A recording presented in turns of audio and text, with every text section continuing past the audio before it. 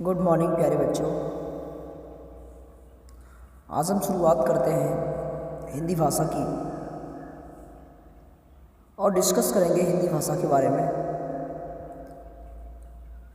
उससे पहले आपको बता दूं कि हिंदी भाषा की जो कुछ महत्वपूर्ण जानकारी है, उससे विकास से लेकर और उससे इसकी शुरुआत कहाँ से कैसे हुई, तो ये सब आपको सबसे पहले समझना आवश्यक है। जानकारी के लिए सब बता दूं, हिंदी भाषा का जो विकास क्रम है वो कहाँ से शुरू होता है। ये आपका है संस्कृत भाषा से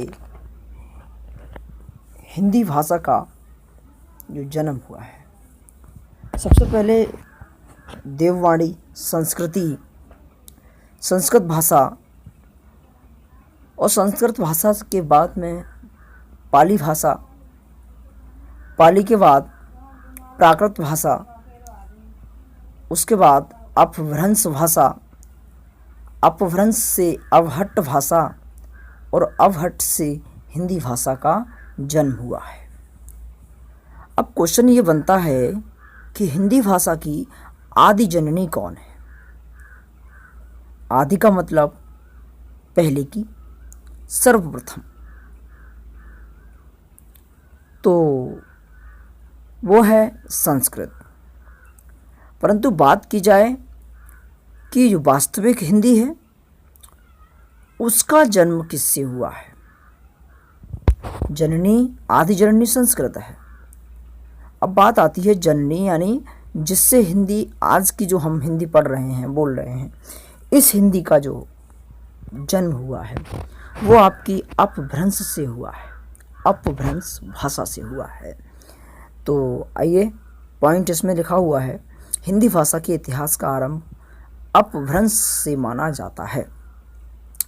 हिंदी भाषा के इतिहास का आरंभ, वैसे बुक्स में ये भी लिखा है कि हिंदी भाषा का जो आरंभ है वो 1000 ईस्वी से माना जाता है।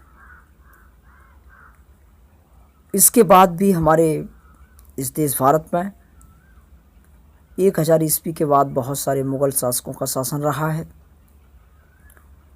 इस वजह से यहाँ कई भाषाएं, फारसी, उर्दू और अन्य भाषाएं हमारी हिंदी भाषा में सम्मिलित हो गई हैं। ये भारत और यूरोप दोनों परिवार की भाषा बन चुकी है। कौन सी भाषा? हिंदी भाषा भारत और यूरोप दोनों परिवार की एक मिश्रित भाषा है, जिसे हम हिंदी कहते हैं। इसका एक प्रश्न भी आता है, हिंदी भाषा किस परिवार से संबंध रखती है? तो उसमें आंसर है भारोपीय परिवार। भारोपीय का मतलब होता है भारत धन यूरोप बराबर भारोपीय, इंडो यूरोपियन।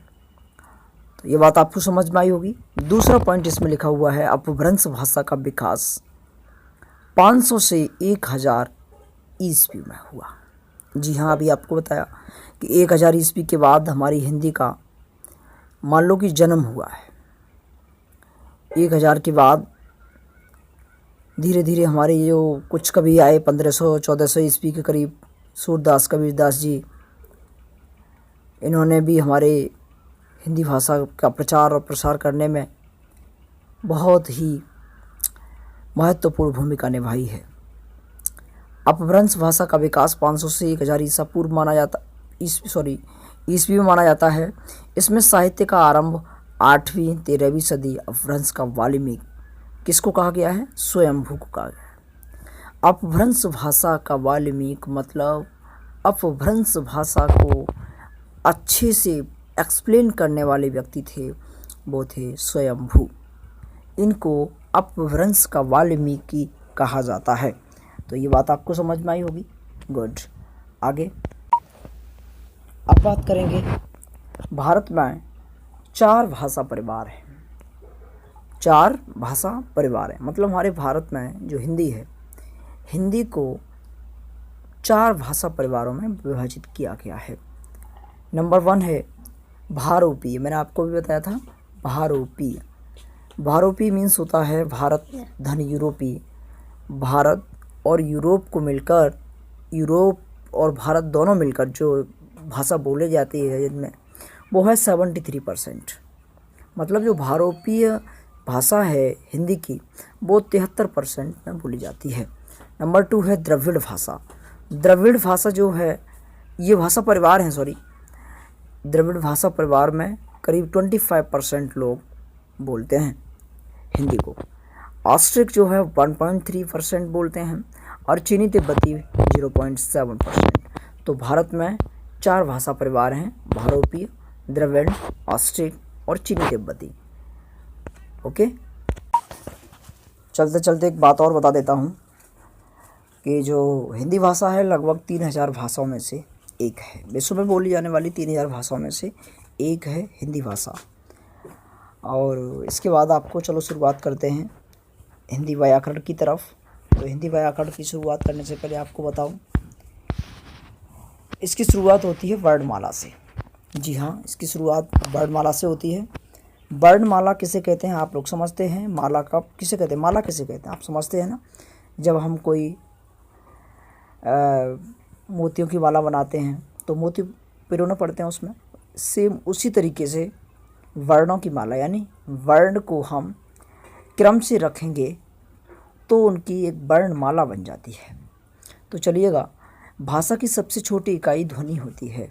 बिल्कुल सही जवाब है। यहाँ आप लोग समझते भी हैं, पिछली कक्षाओं में समझ चुके हैं कि भाषा की सबसे छोटी इकाई ध्वनि होती है और ध्वनि को ही हम क्या कहते हैं? वर्ण कहते हैं। आप लोग ये न सोचें कि जो का, ख, ग, घ ये सब आपके क्या हैं, ये क्या है? क्या ये ध्वनि है? नहीं। ये वर्ड हैं? नहीं भाई। फिर वर्ड क्या होते हैं? तो ध्यान देना, जो आपका क है, क पर हलंत लगा देंगे तो आपका बन जाएगा वर्ड या ध्वनि। और क पूरा का लिखा हुआ है तो वो वर्ड या ध्वनि नहीं है, वो है अक्षर। आगे समझ में ना? ओके, आगे देखते हैं। वर्णों के व्यवस्थित समूह को वर्णमाला कहते हैं। बिल्कुल सही जवाब है कि यदि वर्णों के व्यवस्थित क्रम में है तभी वर्णमाला कहेंगे। ऐसा नहीं होगा कि आ के बाद ई, उ के बाद ए, नहीं, तो ये वर्णमाला नहीं होगी। आइए चलते हैं आगे। हिंदी वर्णमाला में कुल वर्णों की संख्या 52 है, यानी 52 कुल हैं। वर्ण कितने हैं? कुल 52 हैं। हिंदी वर्णमाला को 2 भागों में बांटा गया है। बिल्कुल हमने आपको बताए हैं, इसके पार्ट्स काइंड्स हमेशा बताते चले आए हैं, आप लोग समझ लें। इंग्लिश में भी समझाया है, वो भी आपको हिंदी में समझा रहा हूँ। हिंदी वर्णमाला को 2 भागों में बांटा गया है। नंबर 1 स्वर, नंबर 2 व्यंजन। जो वर्ण स्वतंत्र रूप से बोले जाते हैं उन्हें स्वर कहते हैं, और जिन्हें स्वर की ज़रूरत पड़ती है बोलने के लिए, मैंने आपको बताया ना अभी, बर्ड को बोल नहीं सकते ना। आधा का बोल के दिखाना भाई, बोलना आधा का नहीं बोल सकते ना। ख बोल के दिखाना, नहीं बोल सकते। यदि नहीं बोल सकते तो समझ लेना ये क्या है? व्यंजन है। इनमें स्वर की ज़रूरत पड़ेगी। आधा का प्लस अ मिलकर बनता है पूरा क। इसलिए जो वर्ण स्वतंत्र रूप से बोले जाते हैं वो स्वर होते हैं, और जो स्वरों की सहायता से बोले जाते हैं उन्हें व्यंजन कहते हैं। स्वर के प्रकार, स्वर कितने प्रकार के होते हैं आप लोग समझ लेंगे। मूल स्वर, ह्रस्व स्वर, लघु स्वर, ये एक ही नाम है तीनों। मूल, ह्रस्व, लघु तीनों एक ही हैं। इसमें आपका सरी, छोटा आ, छोटी ई, छोटा ऊ, ये सब आते हैं। दीर्घ स्वर में 2 मात्रा वाले आते हैं, बड़ा, बड़ी ई, बड़ा ऊ, बड़ी ए, औ, ये सब आते हैं। प्लुत स्वर में 3 मात्राएं होती हैं। इसमें 3 मात्राएं होती हैं, जो आपको एक देख रहा होगा ओ ओम लिखा हुआ है, ये प्लुत स्वर कहलाता है। जिन स्वरों के उच्चारण में बहुत कम समय लगता है वे मूल स्वर कहलाते हैं। मतलब समय लगता है बहुत कम, उसे हम लघु स्वर या ह्रस्व स्वर या मूल स्वर कहते हैं। इनमें अ, ई, उ आते हैं, समझ में आया ना।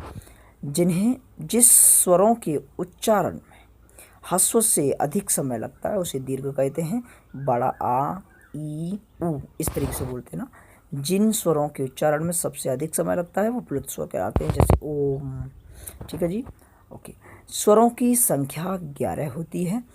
अयोगवाह स्वर 2 होते हैं। कुल स्वर 13 होते हैं। ये बात आपको मैं पिछली कक्षाओं में भी समझा चुका हूँ। जी हाँ, चलिए आगे इधर देखेंगे व्यंजन। ये तो रहा स्वर। स्वर को कितने भागों में बांटा जाता है आपको समझ में आया। अब आए व्यंजन। जो वर्ण स्वरों की सहायता से बोले जाते हैं व्यंजन कहलाते हैं। ये 6 प्रकार के होते हैं। स्पर्शी मतलब स्पर्शी व्यंजन वो होते हैं, वो सारे व्यंजन जो बोलने पर हमारा जीभ जहाँ जहाँ टच होती है, किसी से भी टच होती है, तो समझ लेना वो कहीं ना कहीं स्पर्श कर रहा है और स्पर्शी व्यंजन कहलाएंगे। हमारी जीभ टच करेगी उसको। जी हाँ। अब उच्छिप्त या द्विगुण व्यंजन। द्विगुण व्यंजन का मतलब होता है जिनमें 2 तरीके के गुण होते हैं, उन्हें उच्छिप्त व्यंजन भी कहते हैं। जैसे डा और ढा, इनके पीछे नीचे बिंदी रखी हुई है, बिंदी हटा दो तो डा और वो डा, समझ में आया ना। अनुनासिक आप लोग समझते हैं, जो नाक से बोले जाते हैं अनुनासिक बोलते हैं। जैसे अंगा है, या है, अड़ा है, ना है, माँ है, ये सब नाक से बोले जाते हैं। अब बात आती है कि चौथा नंबर इसमें देखो, अंतस्थ व्यंजन लिखा हुआ है, य र ल व। अंतस्थ व्यंजन ये 4 होते हैं। ऊष्म व्यंजन या संघर्षी व्यंजन, ऐसे व्यंजन जिनको बोलने पर हमारे मुंह से गर्म हवा निकलती है, ऊष्म व्यंजन कहलाते हैं। संयुक्त व्यंजन जो 2 या 2 से अधिक वर्णों से मिलकर बनते हैं, वर्णों के। जैसे छ दिख रहा है आपको, छ, त्र, ज्ञ और स्र, ये सब संयुक्त हैं क्योंकि श कब बना है, क और पेट चीरा सा मिला के बनता है श, छत्र वाला, और त्र, त और र मिलकर बना है, तो इसलिए इसको हम कहते हैं संयुक्त व्यंजन। चलिए अगले इसमें देखो, एक नज़र में इस वर्णमाला, एक नज़र में देख लो सारी स्वरों की संख्या। प्रश्न आता है कि हिंदी में कुल स्वर कितने होते हैं। दूसरा प्रश्न आता है हिंदी में स्वरों की संख्या कितनी है। तो स्वरों की संख्या 11 है और कुल स्वर की बात करें तो 13 है।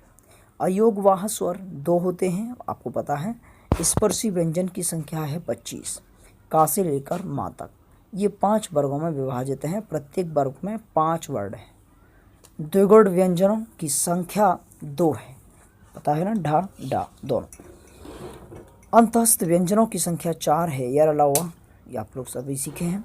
उसमें व्यंजनों की संख्या आप 4 है, श श श ह, ये 4 हैं। संयुक्त व्यंजनों की संख्या भी 4 है, ये आप लोग समझते हैं। तो इस प्रकार से कुल अक्षर होते हैं 52। Okay, good. तो इसके बाद अगली वीडियो में आप लोग सीखेंगे इससे आगे और लिटरेचर का कुछ पार्ट्स। ऐसे इसी तरीके की वीडियो देखने के लिए हमारे साथ बने रहिए हमारे चैनल के माध्यम से, आप लोग सीखते रहें। Thank you.